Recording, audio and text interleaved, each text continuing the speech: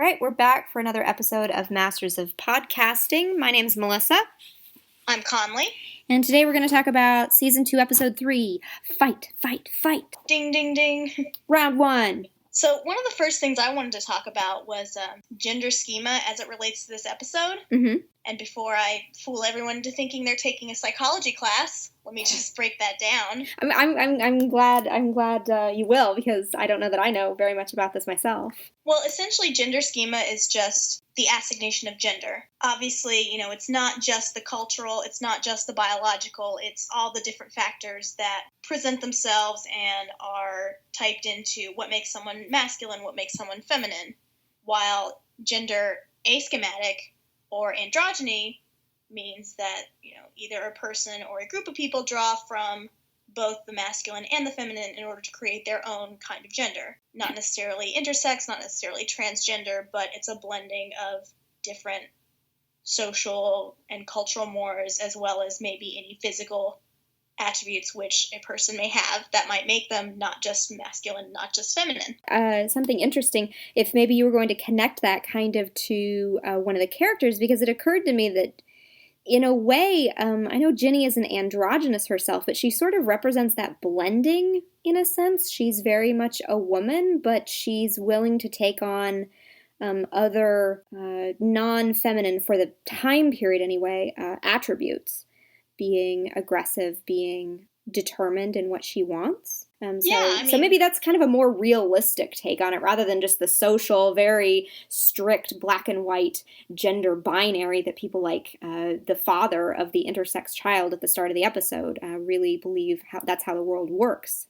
And people like Bill, unfortunately, have been conditioned to believe that is the way the world works as well, much to his disadvantage, and lots of other people as well. Well, and I think, too, while Jenny has some androgynous characteristics and she's not stereotypically female or stereotypically male, there is also no third sex that we assign to Jenny as a character. She's not necessarily deemed holy because she has a lot of those qualities, which, when you get into different cultures and you start talking about gender assignments, some cultures, especially some Native American cultures, they would have a term for that, and they would have particular social duties for, someone of the third gender, and it was a sacred role, and it was very, very different, I think, than what we see here, even though, now we define androgyny as anything from David Bowie to being a tomboy, so.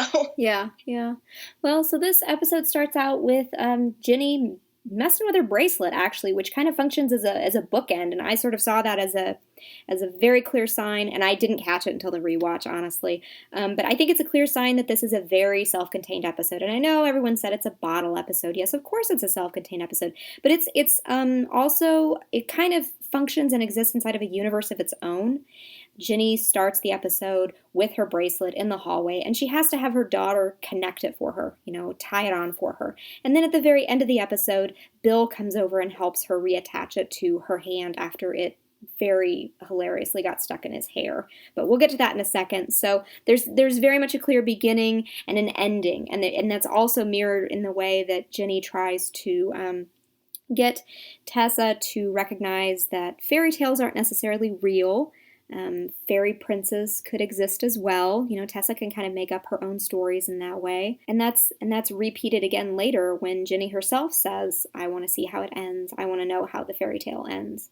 When she watches the end of the boxing match at the hotel. And then Bill's day begins with a lot of difficulty as he tries to talk this very hyper-masculine, obviously super irritating character into waiting a couple of days and making a rational decision rather than an emotional one, which it very much is an emotional and violent demand that things be fixed now. Well, and you were saying that you had read reviews where people really disagreed with the portrayal of this particular storyline. Mm-hmm. Yeah, there were some reviews out there. I don't know how I feel about them.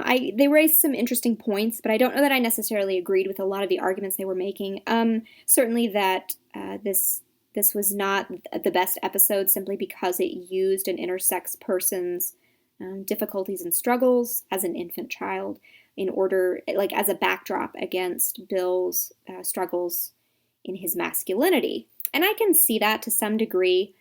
But I still think this episode was effective because of the emotional reveals we got for these characters. This is a show that at least tries to exist very much within the time period. There were a few instances where I can certainly see the argument that the characters are having very progressive views placed into their mouths, particularly with Bill when he says, "Let the child be who he is." And it's true that historically doctors would encourage the parents of an intersex child to have surgery in order to quote unquote fix them early on so that there weren't questions or teasing or anything like that. And the parents were just sort of went along with it. But I think it's perfectly within the realm of possibility for a father like Nate Bombeck to exist, someone who was very much looking forward to having a son to be with, and then who is so surprised and experiences this rush of confusion and emotion that his only outlet for any of that, and I'm not defending him, but his only outlet is to say, my God, get rid of it, take it off.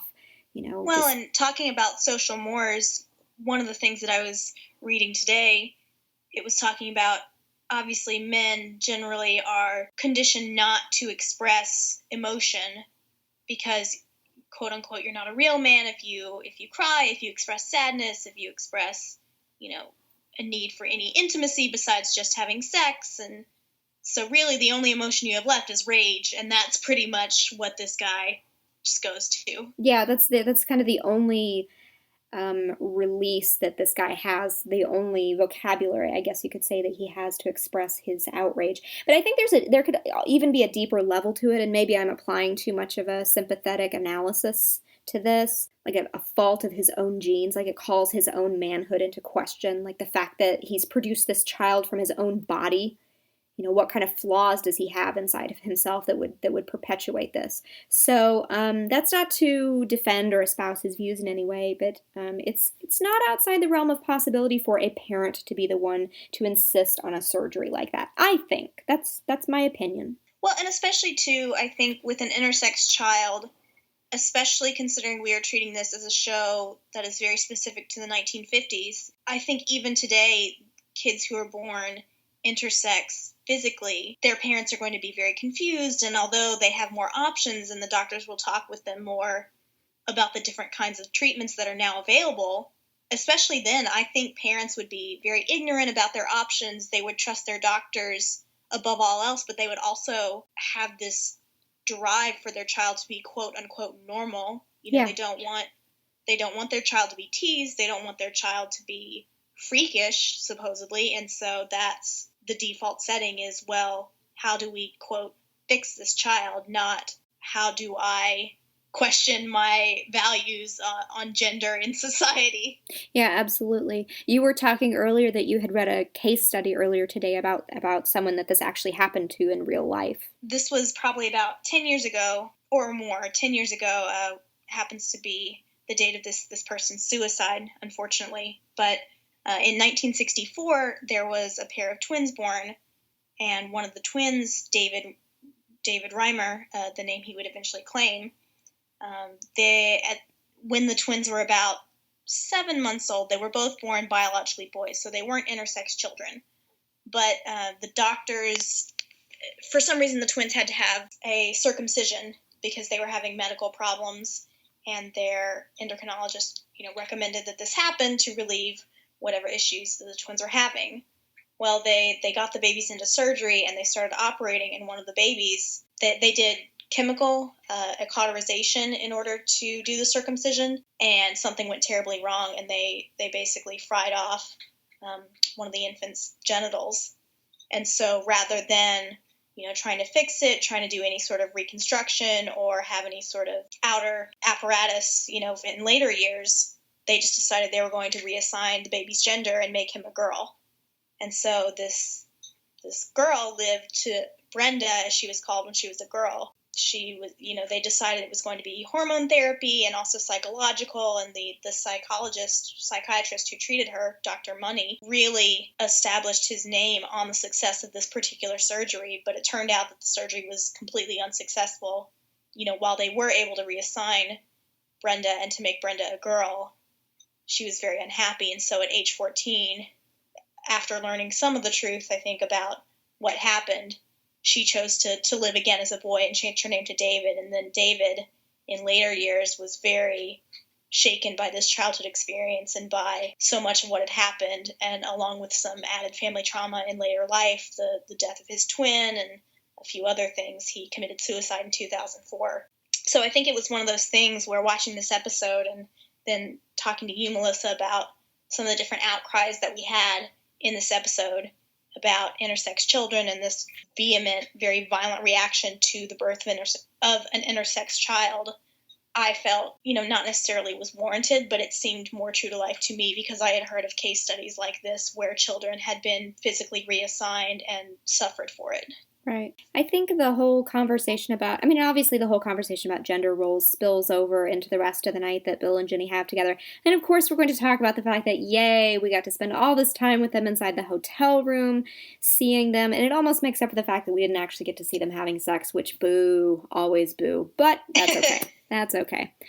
You're noting here there's an entire unspoken conversation, particularly the lines, by playing weak, you're saying, I'm stronger than you. Well, and I thought that inversion was interesting because in the beginning of the episode, we have the angry father screaming at Bill, That surprised me that Bill just was so calm during that part. I thought something is going to come out of this. He's got to release that pressure valve at some point because clearly this is affecting him and there's no way that he's not going to have some kind of outburst because of this, because this is exactly the kind of thing that you can just tell would get his goat.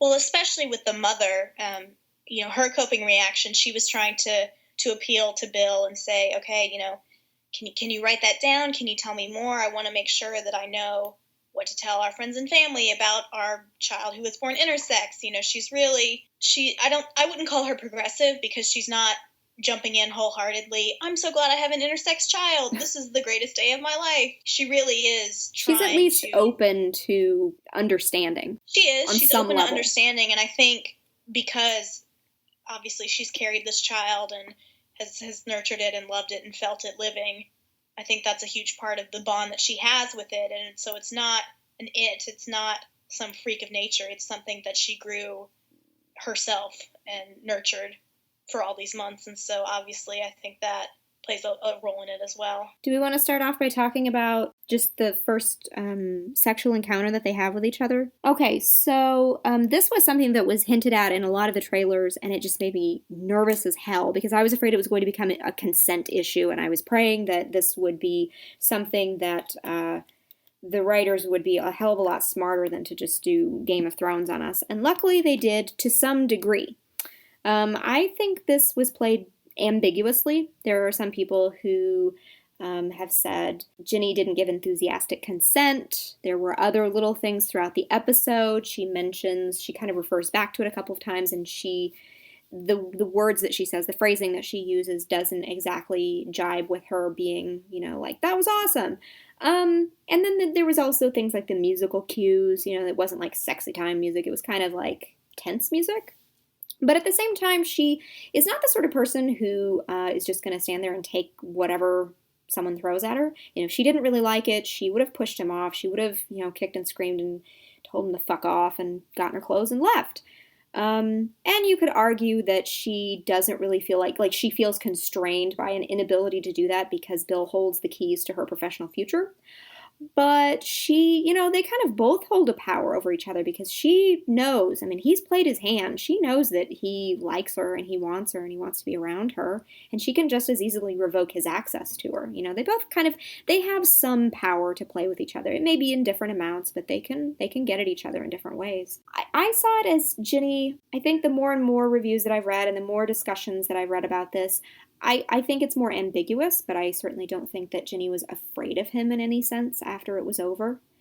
It was exciting and thrilling. She is the kind of person who is a thrill seeker and who does not, she turned down Ethan. She turned down marrying Ethan, a perfectly stable life for herself and her children. That doesn't mean that, that's obviously and automatically something that means that you like rough sex, but it does tend to suggest that she's more into exciting, surprising new things rather than something, white picket fence on the Saturday Evening Post. I think too, there's obviously different types of consent. Like you said, it wasn't it wasn't verbal consent as in, will you have sex with me in this weird way? Of course I will.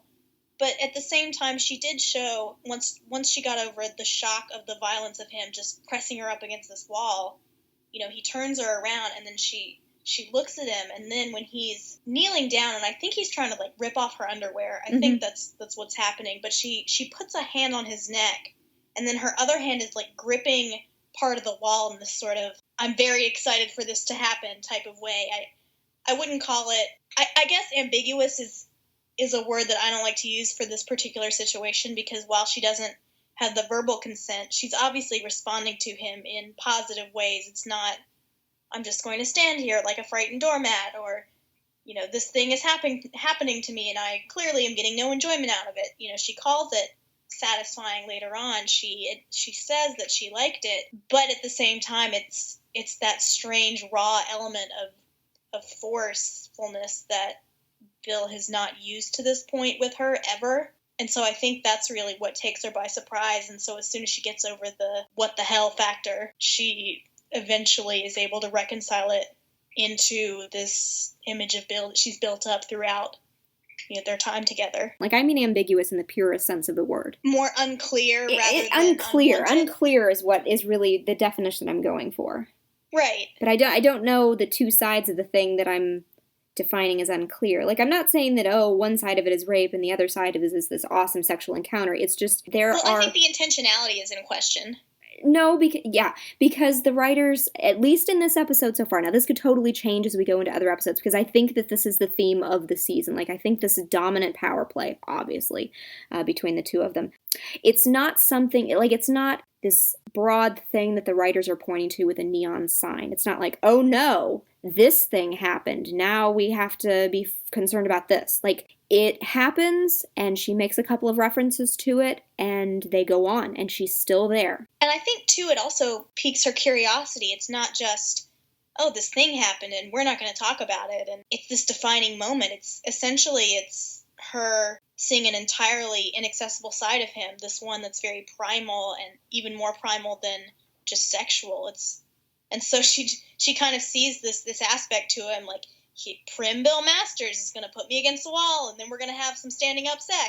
Like, again, that scene following, Bill's in the hotel room watching the fight, and the waiter brings in their tray of food, and she's lying there in the bathtub just watching him through the mirror, like, I can't believe this is happening. Well, and it's a cinematography thing too. She's watching this mirror version of him that she didn't know existed, like this wholly different person that she didn't think existed. All of a sudden, this very physical, forceful person exists, and she's kind of... Were you the one talking about how the cinematography was very Hitchcock in this episode? That was something that was brought up in the live tweets with Anne Crabtree. She did a really good job with the very minimal, like, they had few opportunities to do the costuming for this one, but she very deliberately was making references to Kim Novak's character Madeline, and I don't remember the name of the other character, in the movie Vertigo. Have you ever seen Vertigo?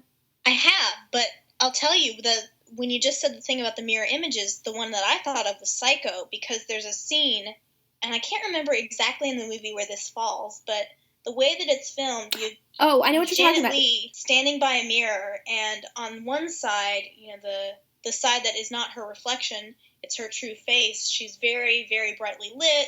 You see all aspects of her features, and then the mirror image reverse, you get this great chiaroscuro where it's just so much of her is hidden and recessed, and it's just all angles and different sort of points of light and shadow. And so that's what I'm thinking of now as far as the cinematography in the bathtub scene. Interesting, because in Psycho there's a point made of Marion, what kind of slip and like the color of her underwear, because in the very opening shot she's having an affair with a married man in a hotel. And it's a sultry afternoon, and she's getting dressed again. She's on her lunch hour. She's wearing a black outfit. And that's old Hollywood. If you are wearing black, you are a vamp. You are a femme fatale. You are not the virginal heroine. I think it's after she wraps up, like, she goes to the Bates Motel, and she wraps up the money in a newspaper, and she's got, she's done her calculations, and she's going to return the money, she's going to go back to her life, she's going to live herself clean, she's going to make everything right again. She takes, I can't remember if she gets undressed or if she lays out a white outfit. It's like she's going to go into the shower and cleanse herself of the sin that she's committed. And then, of course, she gets murdered. But there's that huge dichotomy between how she starts the episode in this black outfit as a sinner, and she tries to make it right. And she winds up wearing white.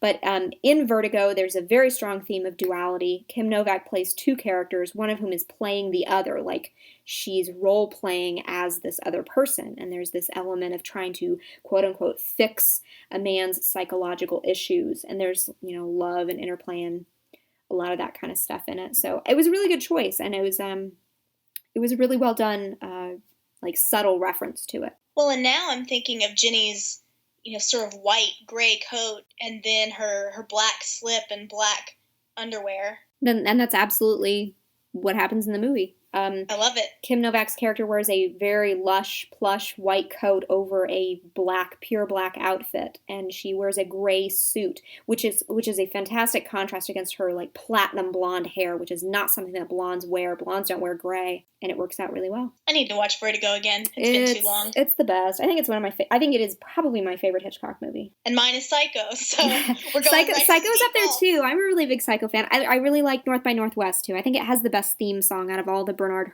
Herrmann themes. Oh yeah, no, that one's good too. Mm-hmm. A couple little things since we're at this point. One, I think the only funny thing that came out of the initial, the first sex scene was Bill pulls his underpants down and you see Michael Sheen's bare ass hanging out, and he has got a bubble butt. Damn, he's got a big ass. I don't think you're ready for this, Jen. It's a nice one. It's a nice one. Tina Belcher would be proud. But... and then when Jenny's on the phone ordering food, she says, my husband says, walk the cow through a warm room. And I wasn't sure if that was a genuine, Bill joke, because that's exactly the kind of dorky, silly thing that he would say, offhandedly, or if it was Jenny being funny on his behalf. You really can't tell. You really kind of don't know. But he steps out and he's suddenly super interested in what she has to say, given that she's, playing as Mrs. Holden. And that leads into their role playing. Well, I thought it was interesting that they really have the only way they can establish this true plane of intimacy is through the role play and the stories that they are telling within the true stories that they are admitting to in this role play scenario. Yeah, it's the only safe way to do it for the two of them. And I partly wondered if maybe part of it was, and this maybe is obvious, but it's just psychological. I mean, not psychological in the sense that they're so damaged and repressed that the only way that they can reveal themselves is through this television device, but more along the lines that this is so difficult for them to process and make real that they have to subvert it. It's almost like a negative reaction. These alternative personalities bubble up and come into being simply because of the guilt and the outrageousness of what they're doing. And what they have been doing, we now know, for 2 months, because the events of Man High took place in August 1958, and the fight that they're watching on television is on, I think it's October 12th, 1958. So they've been together for about two and a half months. I think, too, the fact that they had to create these personalities not just to start talking about what they're experiencing and what this relationship really is, but also because they haven't communicated at all, not just about the relationship, but really within the confines of the hotel room. From my understanding, it's mostly been, well, we're going to meet and have sex, and then we're going to leave. There's really no added intimacy besides just the relational, how was your day, what are you up to? It's not, again, they take such pains to say, this isn't an affair, and I think that this lack of communication is a purposeful outgrowth of that. It's not an affair, so we're not here in this hotel room talking at all hours of the night and having these big discussions. We're just, we're here for the sex, for the study, and then, sometimes we eat and sometimes we drink. Yeah, you really do get the sense from Jenny's dissatisfaction that she displays very gently, or maybe not gently, that the only conversations they've really been holding with each other are down in the lobby holding martinis. It's perfectly plausible when you think about it. And I think that's why it made sense that Jenny pushed so hard to have something defined, whether it's the true nature of their affair as Bill and Virginia, or whether it's this story of the people we have created as Dr. and Mrs. Holden. Yeah, because I noted, I put in my notes, is she already worried about the affair getting boring? When she sits down at the table and she says, what is this? Is this us? You know, it's unclear whether she's speaking as Ginny or as Mrs. Holden at that point. I don't think she's worried about it getting boring, but I think she does want to know, not necessarily where the boundaries are, but what is quote unquote acceptable here. Maybe wondering what's going to keep them going, how to extend the life of this. I don't know. Maybe I'm just going back to the boring thing. You know, like define it in an attempt to, I was just going to say, not just to understand it, but in order to begin to elaborate on it. Maybe define it in order to give it, not new life necessarily, but a continuity. I think that's the best word for it, a continuity and a timeline, so that they have little reference points for these characters when they are in this hotel room, not as themselves. Or a continuous nature, like a reason to go on, rather than just showing up, fucking, and going home. I think it helps them to frame it within something that they both understand. So they take this role of the married couple who, you know, at first they were just meeting in the hotel room, and now they're this married couple. He's a Kansas City radiologist, and she is going to visit her imprisoned mother and read her the Bible. I think it gives them scope and direction and delineates how they can act within this, I won't say farce, I don't think farce is the right word, but within this particular role-playing situation. And they experience kind of this first, you have here, intense emotional vulnerability when Bill goes a little too far. He pushes a little too far when he calls her mother deranged, and she takes it personally. Yeah, because I think that's really the first time that we've seen Ginny not just express hurt, but really take offense to something that he has said, even in jest. Because obviously, you know, they have continual misunderstandings. They've offended each other before.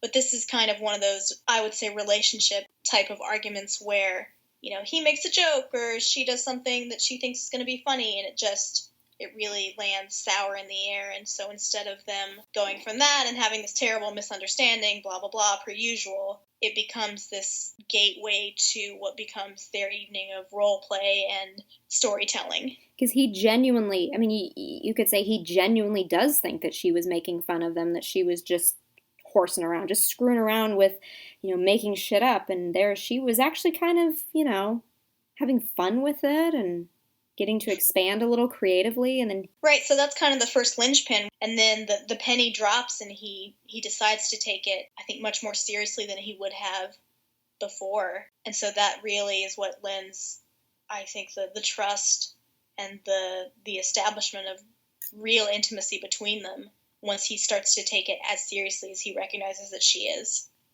Another one of the little references Ginny makes to their first tryst. There you go. Happens here when he asks her if she liked it, and she says, "Yes, I did. I liked that you had me standing up." This is another one of those things where people have brought this out as, oh, she specified. She said, well, standing up. But the way she says it, the line that she delivers is not, you know, a modifier or a qualifier. She doesn't say, yes, I liked it when you had me standing up. Very clearly leaving out the part where it was kind of, you know, intense. The way she says it, it's just a descriptor. So again, there's kind of that duality to it. And I guess I didn't take that as a mutually exclusive thing, that she only liked the standing up, or that the standing up was key as far as actual satisfaction. I just thought it was, yeah, you know, you did something different. I liked that. I appreciated that. Yeah. And once I got over the shock. Yeah, I think that's kind of the way, the emotional tone of her voice. I think that's what's contained in there, the message within the message. So let's talk about the different stories that they tell each other, and we'll start with Virginia's story that's based on true events. Mm-hmm. It says a lot about her that she feels like she has to go through life keeping her heart locked away from other people. That's a pretty. I mean, she was like 19, and now she's about 33 or 34. That's a long time to, you know, and notice how she doesn't mention either one of the husbands that we've heard about. But then she does say, I could never marry a man I didn't both love and desire. It's interesting that she picks this this person, her first heartbreak. I mean, I guess you're maybe supposed to be surprised that she doesn't mention her husband's, but I really wasn't, because I think for a lot of people, and not just Jenny, those first sort of formative relationships, or even non-relationships, depending on how you grow up, that's what really sets the tone and the tenor of all the relationships you have to come, because either you have, a great one and you have all these stair steps, or you have a couple of bad ones and a great one, and, it's this real, I guess, variety of experience. Mm-hmm. Whereas Jenny has a singular experience that is so profound to her and so altering on so many levels that it really just changes her fundamentally to a person who is scared to be, vulnerable in love. It is, to his credit, Bill really does live up to what Jenny says later in the episode here. He listens very intently, and he just he just displays all the characteristics of a good listener. He doesn't interrupt her, and not to be like, congratulations, Bill, you're a decent human being, let's give you a fucking medal. Have a cookie. Yeah, exactly. It's the micro expressions that he makes throughout this episode that are really nice. And he gives her room. He's just totally quiet the whole time. And that's one thing about the nature of this episode that's nice, is that we get these long pauses and we get these moments of them just sipping wine and processing what the other has said. I think, too, they both, in a sense, realize not only is there something to the whole setup of this hotel room in this evening, but both of them have things that they want to say to the other that you can't just bring up in sort of a couple of succinct sentences. Yeah. So it's going to be these very long, rambling stories where you don't really know where it's going and you don't really know why it got brought up at this particular time, but wanted to say this, and so, it's just going to happen, and the other person just needs to sit back and let you spew out all of these words until you figure out what you're going to say. And even when she goes into the bit about how when she and the captain drove out into the countryside and made love for the first time in a honeysuckle grove, and she's describing this really intense, sensory description, instead of like looking away from her or just having this expression like he's just sick with jealousy, he just holds her gaze and he's just there. It's like she's telling him a bedtime story. It is. She kind of mothers him in a weird way, let's not go down any kind of Oedipal route tonight, but... well, it does at points, she does have that sort of motherly affection in certain points, but I guess I didn't see the story as one of them. But she sets the, it's almost like a fairy tale that she would tell to Tessa. There I was, and this is our meet cute, and he was so dashing, and he was a captain, he had a title, and this happened, and then all of a sudden there's this twist at the end, and she gets her heart broken. It's no happy ending. And I think that's why the dystopia is so powerful, because, Virginia does craft this, not really typical story, but it is, as Mrs. Holden, she's creating this kind of romantic, hilarious thing that takes a dark turn and turns into, this is what it is to be in love. It's not just sunshine and honeysuckle and a captain with a piece of glass in his pocket that he kept that was my earring. It's, why can't two people see the same vision? I look out and I see this picture, and then he's looking out, and on the first floor there's his fiance making oatmeal while he washes me off of his skin. I don't know, I just thought that was a very revealing dynamic, I guess. I don't even know if I have the right word for that. And you mentioned earlier that, that kind of felt like the reason Bill tries to call her back into the fantasy, because obviously she's well into total reality territory, her own past, and he tries to bring her back into the Holden scenario. And it's almost as if, for him, that story about there being a third person on another floor making food, that evokes Libby very much. Well, and I think it's the reaction that you see, because, she's telling him this story, and right when she gets to that part about the woman downstairs making oatmeal, it cuts to Bill's face, and he's got his eyes closed, and he's just sort of, you really see him just considering the weight of that kind of image, and I think the emotional hurt that it lent Jenny, but also that it would lend, ostensibly, whatever fiance was downstairs making oatmeal in this imagined place. And I think that's another reason why he pulls her back into the fantasy, because that's somewhere that he doesn't want to go, he doesn't want to consider. But at the same time, I think unconsciously that worms his way in. And so if in later episodes we do see a cooling and of this hotel arrangement, that probably might be one of the things that we can point to that says, oh, here's maybe one of the reasons why it started to bother him again. See, I didn't catch that much out of it, but that's an interesting interpretation. I'm just all about character reactions and tiny little micro expressions for this episode, so maybe that's me putting on my former English major hat. So we go into Bill's story after we have to stop and talk about the fact that they get into a little boxing match of their own. Which is probably the most hilarious thing I've seen on TV in a while. It's literally the greatest thing that has ever happened, and I've rewatched that scene probably 50 times, and it gets funnier every time. It's amazing. It's so great. I think, too, just Lizzie Kaplan does this great physical comedy with, Ginny putting up her dukes, and, what the hell are her arms doing? She looks like she's flexing her guns. She's got her elbows so far apart, and it's great because he just reaches over and she flinches like she thinks that's the blow that's coming. He's like, girl, no, you'd be on the floor. Girl, no, tighten the stance up now. Circling around each other, and the way he makes fun of her. And I have in my notes that he's just got this asshole cockiness, like he's 20 again, and he's just being a jerk.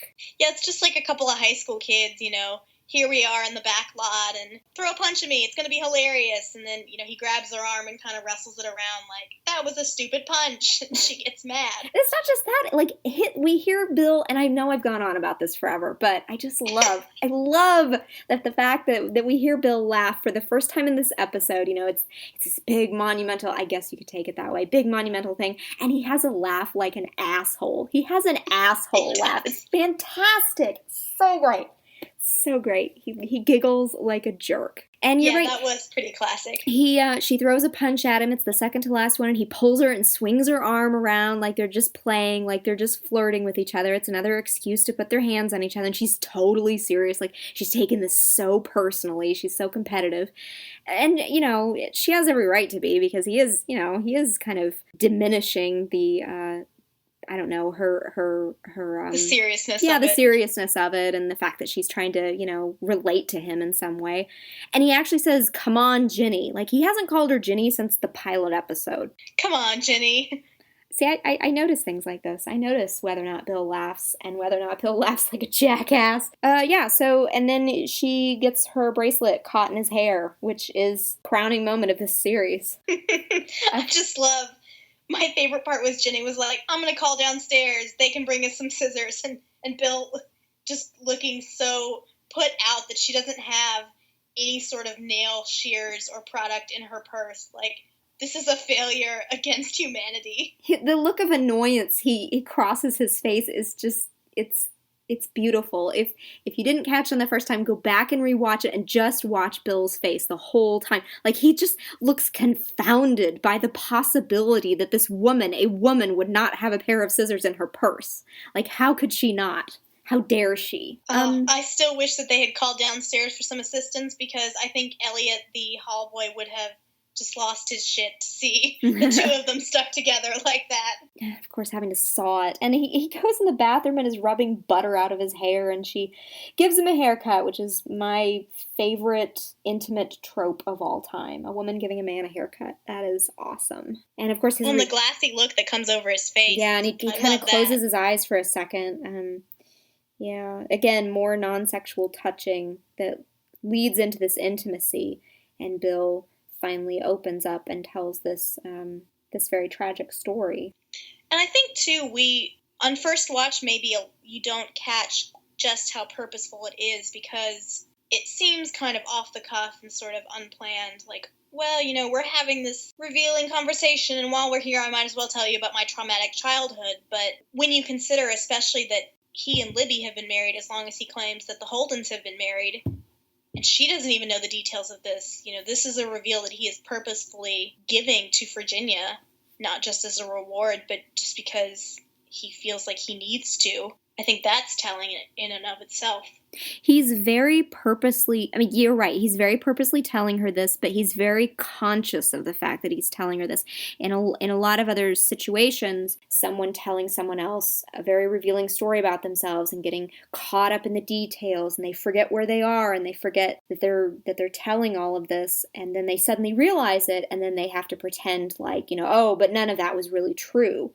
Bill is very aware of the fact that he's telling this to Jenny, and he wants her to know all of this, especially in the way his eyes kind of flick to the side when he says 14. I was 14 when this happens. But then he really does experience it's not shame exactly, just kind of the vulnerability and the intensity of it when she comes around the chair and looks at him with this full effect of her pity, and he just can't handle it. And that's when he has to make a move and react to her and lash out at her in a sense. See, and I didn't really see it as a lashing out so much as a protective gesture. Well, and I mean lashing out, I don't mean like violent. I just mean like it's a reaction. They're always reacting to each other, and it almost never has a good consequence.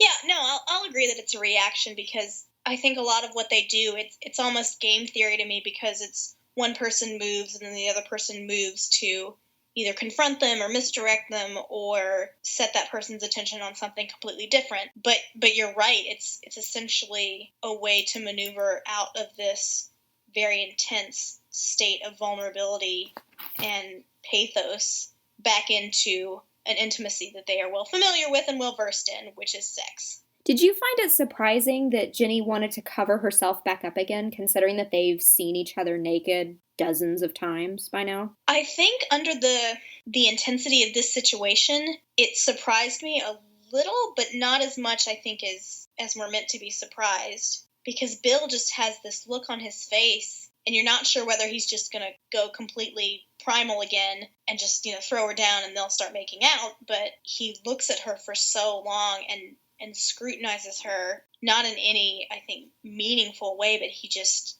I wrote down that it's interesting because in that particular scenario, he tries to direct her without laying a hand on her. It looks like a passive-aggressive attempt for domination, but then I think initially I thought it was going to be a case for submission, but only on his terms. So, like, she has to swallow her pride and admit how much that she needs him, and admit... I don't know. It's like an inversion of control, if that makes any sense, if I'm explaining this in any meaningful way. I don't know. It was interesting to me that she said, "Aren't you going to touch me?" I think it really bothered her to be scrutinized in that fashion, to have someone actually looking at her. Because normally Ginny is very much about being in the spotlight, but I think it was that, and I don't know if she was... I think the thing that I noticed was, obviously, they're used to this particular intimacy and to that sort of relationship. What they're not used to is Ginny being very direct and Ginny essentially taking charge in the way that she's taken charge with other men in her life and in her past relationships, because Bill knows that she's not as forceful with him as she has been with a lot of her former lovers, who last season in the episode with George just spends a lot of time talking about how, Jenny, she'll direct me, she'll do this, and then we'll do this, and then she really likes this, and there's really no ambiguity about it. It's just, here we are, here's what you're doing, bam, we're there. So I don't know, I think it was almost like a pride thing to me, because Ginny has so much pride that she doesn't want to say how much that she needs him to touch her, and then Bill wants to hear her say exactly why she needs that, and so it's a kind of détente that I don't think that gets resolved in any way. That's true. I've heard a lot of chatter, I guess, about the fact that about Ginny's line when she says, "No, I can make myself feel good." A lot of people have said, "Oh, she's really sticking it to the patriarchy. She's telling Bill that she doesn't need him." I didn't necessarily get that from it. And don't get me wrong, I'm not saying that Ginny is not a feminist in our definition of things. I don't think she would self-identify as one. And in fact, she didn't in real life. She very carefully avoided the feminist movement in the 70s. She's not really, I don't think, and this is my opinion, I don't think she's saying, "I don't need you." I think she's trying to redirect him, because there's this power play happening between them. Bill comes in and says, "You're going to do what I tell you to do. Do it." And he sounds very much like Don Draper in that line. and she won't. She takes away his power. And instead of turning it around and becoming the dominant one overtly, and by which I mean flipping the script and telling Bill what to do, like you would think, like it's back to this gender binary thing. Like Bill comes in and he's dominant, possessive, tells her what to do. Instead of being the opposite of that, you might call it opposite, she comes up with this third option, which is for them to not touch each other and for her to indulge him is a really strong way to say it, but she sort of still makes it happen while not doing it on his terms. And that in itself is a strength of its own, but at the same time, she's not rejecting him or putting him down. Or another option would be for her to just say, fuck you, and put her clothes on and leave. And she doesn't. Again, she's still there. She's still in the room. I don't think it's as much of a girl power moment as people are claiming it is. I think it's yet another power play, because right afterwards she says, I can't tell who's ahead. And I think that's a very clear message from the writers that it's not necessarily a decisive victory for either one of them. Yeah, and I guess I don't see it as a feminist gesture, although Ginny is a forward-thinking woman who wants there to be more equality between men and women. Like you said, she doesn't identify as a feminist either at this point in time or later when there is a very large feminist movement that is reaching out to Virginia Johnson, sex researcher. I kind of see it as her defusing the traditional male aggression in a very well-calculated and very gentle-handed way. And I don't mean gentle like weak. I just mean very even-handed. Like, she just gets in there and does exactly what she needs to do. It's almost like his hair getting caught in the bracelet. It is not the outcome that the audience is meant to think is going to happen. It's not one or either of them winning. It's this third option that we didn't know existed. We didn't know it was going to happen. We didn't know that she was going to throw the punch and get caught in him, and they were going to have to cut themselves apart. We didn't know that she was just going to, reject the dominance and pleasure herself. I think, too, that puts an interesting spin on it, because I happened to be watching another Michael Sheen movie over the weekend, which was The Special Relationship, where he is Tony Blair to Dennis Quaid's Bill Clinton. And so in this particular movie, they get into Monica Lewinsky scandal and the different affairs that Bill Clinton had during his presidency and before his presidency. And so there was a lot of talk in that movie about, well, what counts as sex? And I think that's an interesting notion that they put forward here. So it's not just sex where, in this instance, you are dominant and you pin me against the wall, or sex where, in this instance, I am dominant and, X and Y happens. It's, this is still intimacy, this is still sex, but that third option is being used here, if that makes any sense. Yeah, and right now, suddenly I just thought of this while you were describing that. And maybe this cancels out what I just said, but it's almost like at the very beginning, Bill is in control, quote unquote, in control, and he throws her up against a wall, and they're very close to each other, and they're just all up in each other's shit, and it's very, sex is that way naturally, but it's just very close quarters naturally because there's a huge barrier behind them. And then the second time, something happens. It's mutual, I guess you could say, because it happens obviously in the bed. But then the third time, they separate. They're standing practically across the room from each other when it happens. And the power, Ginny isn't necessarily in control in the sense that she's dominating, but she has the ball. She has his attention. More than he has hers. They both have each other's attention, yeah. She kind of has, I don't know, she's the initiator of the actual direct action. Yeah, I'll agree on that. It's kind of three distinct phases, I guess, like Bill and very close quarters, and both of them mutually together in a completely different setting, and then Ginny, and they're apart from each other. And I don't think that says anything about her opinion of him. I think it's just these three very distinct scenarios. I don't know what the conclusion there is. I just noticed Yeah, I think it's just a progression of the evening, and I like the way that you broke that down.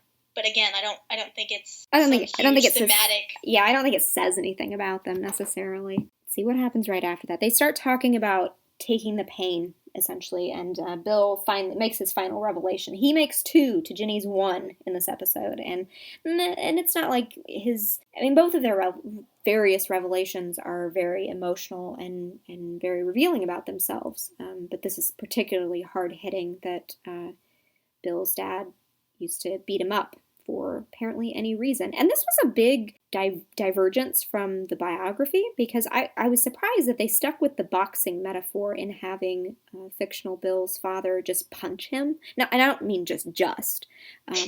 He just punched him. He just punched him. What an asshole thing. God, Melissa, Jesus.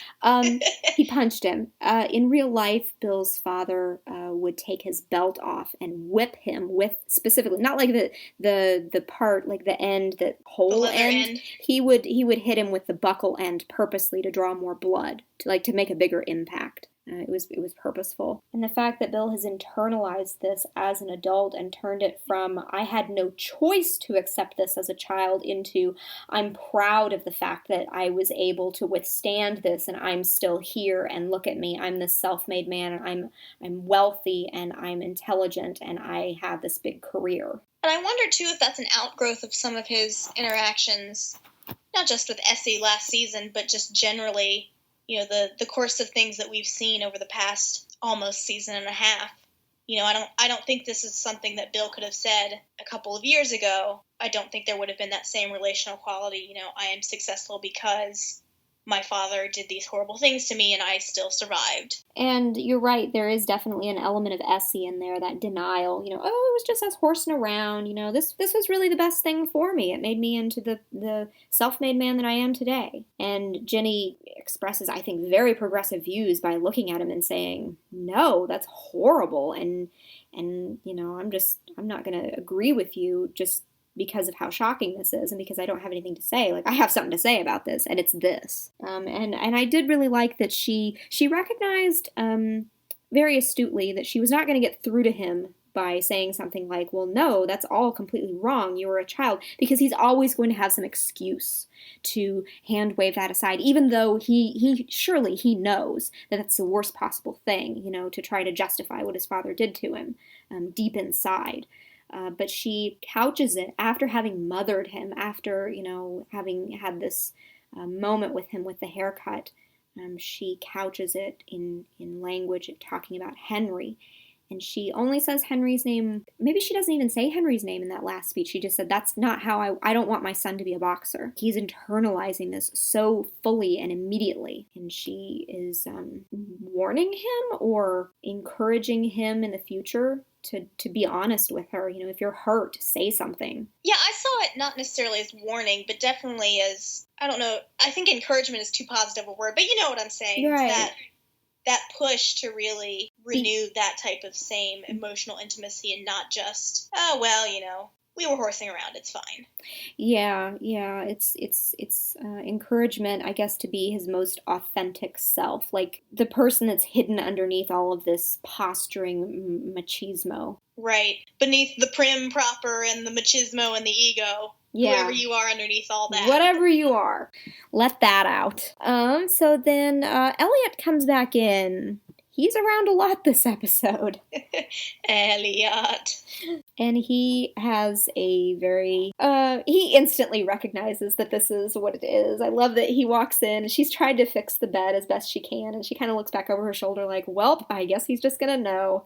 And he walks in and the first thing he does is look over at the bed, and he, has this little, oh, well, if you want some champagne or roses next time. And yeah, Elliot totally knows what's going on here. Yeah, probably half the staff do. People have been in and out of that room to clean it and help out. But Ginny says all these things that she should be saying to Bill, but that she can't. Dr. Holden listens to me and he takes me seriously, and those are absolutely true. Those are nice things that she's able to parse that out and draw that out of the evening, rather than just, holy shit, all this stuff happened, I need a moment to process this. She puts it together. Well, and we were talking about inversions earlier, and I like that this scene was one of the bookends to the beginning of the evening, because Virginia's observing him in the bedroom through the mirror and trying to get a better sense of this side of him that she's never seen. And here we have Jenny talking to Elliot and, like you said, processing through the evening on her own terms and just trying to put voice to everything that's happened in a way that, is expressible and isn't just crazy to say to a total stranger. And I like to imagine that Bill is in the other room pressing an ear to a doorway, because as soon as Elliot leaves, he's popping back out like, oh, everything okay? and they just go right back into, as you said, with the anniversary presents and the bracelet talk, and I really like the way that played out. Yeah, definitely. And this is really where the micro expressions absolutely shine, because there's a huge difference between the way Bill looks and reacts to Ginny's presence in the room at the start of the episode. He's got that season 1 affect, just that stone cold, not betraying any emotion, not letting anything happen. And here, clenched jaw. Yeah. Here at the end, he's making these little faces at her, and it's funny. He glances up at her and then back down, and then when she stands up and says, you really should leave, shouldn't you? And he kind of looks up at her, and he's starting to calculate this, and he's playful, and I especially liked it when he he gets into this whole thing, and again, this is start of the episode, end of the episode. At the start of the episode, Bill wasn't into the role playing. He didn't quite understand what was going on. He wasn't very good at it. He's trying to make up some crap about they had a daughter that he bought a pony for that didn't make any sense. And here he just seamlessly edges into it, and it's just like, it's almost like this is who Bill really is in a way. It's weird, isn't it? Yeah, but I loved how, it was weird to us, but at the same time, the dynamic between him and Ginny, it was just right there, kind of on the best level. That was where it really shines. Mm-hmm, yeah. And, so he's making up this stuff about the bracelet, and she gets up, and they have this little, marital, like the kind of thing that a husband would say to a wife, okay, be careful, drive careful, and if you get tired, be sure you pull over. After she turns down his offer, or his, I guess, suggestion of a kiss, he kind of has this look on his face, and it's not anger, and it's not frustration like you would assume it might be. He's just kind of looking at her like, next time, Gadget, next time. Well, I just love that he was dropping all the hints in this one. It wasn't, Jenny trying to figure out her end. It was him being like, you just put your hand in my hair. Is this the moment? I was not mad on any level that they didn't in this episode. I think afterwards it was the only thing that made sense, because they are not emotionally ready for it. Even though they've had all these big revelations, they're still not quite to the point where they're willing to admit that they actually care about each other.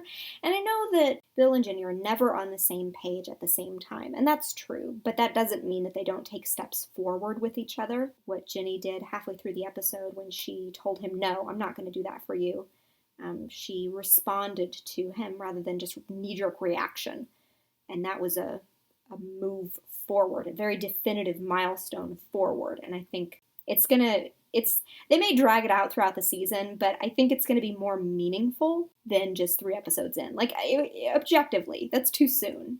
Yeah, I think that you can't play your hand that early in the season, obviously, for many reasons. But right.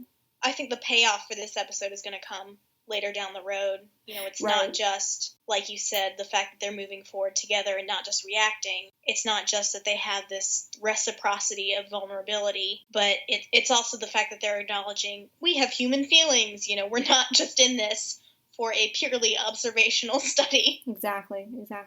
And I will be very interested to see, given that Bill tries out Ginny's, I guess, appeal to him at the end of the episode, when she's telling him, if you've had too much, it's not failure to say that you've had enough. When he goes and he begs Nate to stop the surgery, and he fails. He fails at the end of the episode, which is the best, not the best thing for him, but it is the best thing for the story, I think. Yeah, I will be interested to see if he gives up, even temporarily, or if he kind of maintains this newfound need to be himself and give in at necessary points, like know your battles. I guess especially given what we know is going to come with Memorial and some of the showdowns that are happening there. Yeah. I think that's going to be interesting too, because it's a reflection of not just this particular study, but his authentic self and how he wants to be represented as a doctor and as a person, and not just in this particular hospital on this particular day. I don't know. Like you said, it's going to be fascinating. I can't wait to watch it. And given that Ginny says, well, you're not the kind of man that goes around beating other people up and dominating them, I wonder what she's going to have to say after, surely it's not a spoiler at this point, after Bill, I think we can assume Bill punches Great House and gets fired from Memorial. Well, and I think, honestly, I'm not really thinking that Ginny's going to be horribly shocked by this revelation. A, because she knows Bill has gotten in fistfights before. B, because she knows Bill has some hidden aggression beyond all his layers. Mm-hmm. But C, also because I think if he comes to her and says, look, this is what's happening inside the study, and, these are the things that Great House is doing that compromise everything that we have worked for and all the protocols that we worked to build. I think if you put it to her that way, she'll be like, oh, well, of course you punched him. Like, why didn't you punch him twice? Yeah, exactly. Okay, well, I think that's going to close out our episode. This has been another Masters of Podcasting. Thanks so much for listening. And as always, if you have any comments, questions, anything you'd love for us to talk about, just send us a fan mail. You know the Tumblr name. We'll see you next time. Bye-bye.